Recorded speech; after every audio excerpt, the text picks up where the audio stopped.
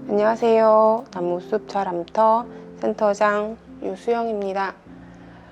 지난 시간에 이어서 단호하게 훈육하기에 대해서 한 번 더 수업을 해볼 건데요. 오늘은 조금 더 실체적인 이야기를 해볼 거예요.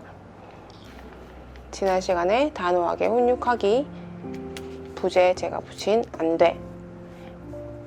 위험한 일인가요? 다른 사람과 자신에게 즉각적인 피해를 주나요? 이 두 가지의 기준에 부합하면 어머님들은 단호하게 훈육하기를 쓰시면 되는데, 그러면 도대체 어떤 상황에서 써야 되나 우리가 한번 같이 오늘 생각을 해보면 좋겠습니다. 첫 번째로, 위험한 일인가요? 자, 여기에는 어떤 일들이 있을까요? 예를 들면 아이가 난간 위에 올라갈 때나 차도에 뛰어들 때, 자전거나 퀵보드를 타고 찻길로 막 돌진해 갈 때 있을 수 있겠죠. 그 다음 또 다른 사람과 자신에게 즉각적인 피해를 주나요? 에 대한 일들은 뭐가 있을까요? 사람을 향해 물건을 집어 던질 때라든지, 마트에서 드러누워서 울 때, 또는 식당에서 다른 사람들의 식사가 방해되는 행동을 할 때, 예를 들어 식당에서 뜨거운 음식이 나오는 곳인데 돌아다닌다든지, 아니면 식탁에 발을 올리고 놀고 있다든지, 이런 상황들은 다른 사람들이 식사할 때 즉각적으로 방해가 되는 행동이니까 제지를 해주셔야 되는 상황인 거죠. 자, 그래서 어머님들이 우리 아이가 주로 하는 일들이 도대체 무엇인지를 생각하셔서 여기 한번 적어보시면 좋아요. 위험한 일일 때, 언젠가 다른 사람과 자신에게 즉각적인 피해를 줄 때 우리 아이는 언젠가 뭐가 있지? 적어보시면 그 행동을 할 때 이렇게 반응해 주시면 된다고 생각하시면 됩니다. 자, 그러면 우리 예를 하나 들어봅시다. 사람을 향해서 물건을 집어 던지는 아이예요. 근데 5살 정도 된 아이라고 예상을 해봅시다. 자, 그래서 우리가 지난 시간에 했던 상황을 기억하셔서 어떻게 진행이 될지 한번 예상을 해보도록 해요. 자, 그 일이 일어나기 전에 엄마는 미리 좀 알 수 있어요. 아마 이렇게 하면, 쟤랑 놀면 또 물건을 집어 던질 거야, 이렇게 아실 수 있거든요. 그래서 이 친구한테, 나무라고 치면 나무한테 그 일이 왜 안 되는지 이유를 설명을 해주셔야 됩니다. 자, 나무를 불러요. 나무야, 이리 와봐. 자, 너 쟤랑 놀고 있지? 그런데 너 화가 나면 쟤한테 물건을 집어 던진 상황이 있어. 그 행동은 안 돼. 왜 안 될까? 엄마가 이유도 물어봐줘요. 그러면 뭐 친구를 아프게 하니까 뭐 이유를 아이가 댈 수도 있고, 모른다고 할 수도 있어요. 자, 그러면 엄마가 그거는 친구를 아프게 하는 행동이니까 너가 하면 안 돼. 그래서 그 행동을 하면 엄마는 너를 데리고 여기를 나갈 거야. 뭐 친구 집에서 나무가 논다고 하면 친구 집에서 나가야 돼 라고 어떻게 할 건지까지 말씀을 해주시는 게 좋습니다. 자, 그래서 아이한테 다시 되질문을 해요. 자, 이게 중요한 거는, 엄마가 너 나무야, 이렇게 하면 내가 이렇게 할 거야 하면 아이의 대답은 뭘까요? 네, 줘. 네 하면 이 아이 뇌는 잘 생각을 안 하게 돼요. 그래서 자기 입으로 한 번 더 그 상황을 말해보는 것이 굉장히 중요합니다. 그래서 아이에게, 자, 너가 이걸 던지면, 친구한테 던지면 엄마가 어떻게 한다고 했어? 엄마가 나 데리고 나간다고 했어. 이렇게 아이가 스스로 그 상황을 말할 수 있어야 해요. 자, 여기까지 되셨다면 좋아, 그러면 잘 지켜보자, 잘 해보자 라고 엄마가 나무를 응원해 줍니다. 왜냐하면 여기에도 이유가 있어요. 부정적으로 너 그렇게 하면 안 돼, 이렇게 하면 이렇게 할 거야 라고 윽박 지르듯이 경고를 하면 아이가 느끼는 감정은 뭘까요? 되게 두렵고 긴장감이 들어요. 그래서 긍정적인 미래의 이미지를 좀 제시해 주실 필요가 있어요. 아, 나 할 수 있구나. 나 잘 놀 수 있어. 이런 이미지를 아이한테 한번 주시는 거죠. 나무 잘 할 수 있어. 해보자. 자, 그래서 이제 친구들이랑 나무가 놀아요. 그런데 이런 얘기를 했기 때문에 아이가 안 할 거야 라고 생각하시는 어머님들이 간혹 있습니다. 안 할까요?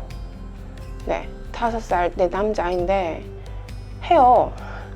그래서 안 한다고 생각하지 마시고, 아, 또 실수할 거야 라고 생각하신 다음에 주의 깊게 보시는 게 중요합니다. 그래서 나무가 그 행동을 했다 하면 어머님이 바로 달려가셔야 돼요. 엄마가 뭐 한다고, 딴 거 한다고 바빠서 그 상황을 놓쳐버리면 이제 관계하기가 더 어려워지니까 주의해서 보시면서 아이가 어떻게 행동하는지를 잘 관찰하시는 게 중요한 상황이 될 수 있어요. 그래서 아이가 친구한테 물건을 집어 던졌다. 그러면 이제 바로 달려가셔서 자, 지금 네가 한 행동이 뭐야? 라고 단호하게 처음부터 명령하듯이 이야기하시면 됩니다. 그래서 아이가 아니 하고 변명을 하기 시작할 수 있어요. 그러면 어머님은 아이 말을 탁 막으시고, 아니, 네가 한 행동이 뭔데? 라고 어머님 말에 답을 할 수 있도록 유도해야 됩니다. 그러면 제가 이렇게 해서 나무는 막 변명을 할 거예요. 그러면 그때는 변명 듣지 마시고, 아니, 지금 네가 한 행동이 뭔지 엄마한테 말해 라고 목소리 톤을 굉장히 단호하게 끊어서 이야기를 하셔야 돼요. 그래서 아이가 친구한테 물건을 던졌어 라고 이야기하면, 그 행동을 하면 엄마가 어떻게 한다고 했어? 이렇게 다시 재질문 하셔야 돼요. 근데 이 상황에서 아이가 도저히 진정이 되지 않는다, 그럴 수 있거든요. 울거나 때를 쓰거나 너무 화가 나서 다른 물건을 집어 던지려고 한다거나. 그러면 어머님은 네가 진정될 때까지 기다릴게 하고 앞에 딱 앉으셔야 돼요. 그래서 울거나 때를 쓰는 아이들은 그대로 보고 계시고, 너무 화가 나서 뭐 다른 친구한테 또 물건을 집어 던지려고 한다든지 아니면 자기 팔을 깨문다든지 이렇게 자해를 하는 행동을 하면 팔을 잡고 이렇게 해서 기다릴게, 네가 위험해서 그래 라고 이야기해 주시면 돼요. 근데 아이들은 막 그 상황에서 변명을 해요. 엄마 팔이 아파, 나 화장실 가고 싶어, 이렇게 얘기하거든요.